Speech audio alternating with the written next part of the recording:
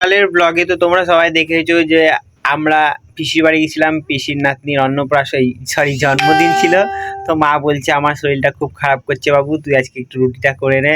তাই বললাম করবো, কিন্তু তোমাকে আমার ব্লগটা মানে ক্যামেরাটা ধরে বসে থাকতে হয়। তো গাইস মা এখানে ক্যামেরা ধরে বসেছিল, না মা না, মা পাশে বসেছিল, এখানে দিদি ক্যামেরাটা ধরেছিল, মা মানে পাশে বসেছিল।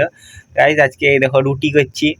তো গাইস কে কে এরকম গোল গোল রুটি করতে পারো কমেন্টে জানাবা, না জানাবা না, একটা করে রুটির ভিডিও ছবি করে পাঠিয়ে দেবা।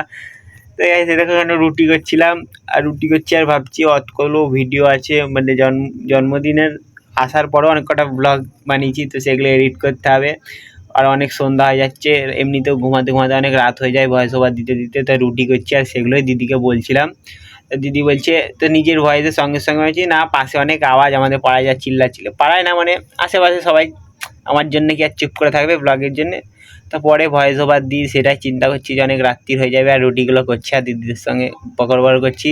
তারপর রুটি করা হয়ে যায়, রুটির ভিডিও করিনি কারণ বলছিলাম আমাদের আর ভালো লাগছে না, তো একা একাই রুটিগুলো ভেজে গরম লাগছিল।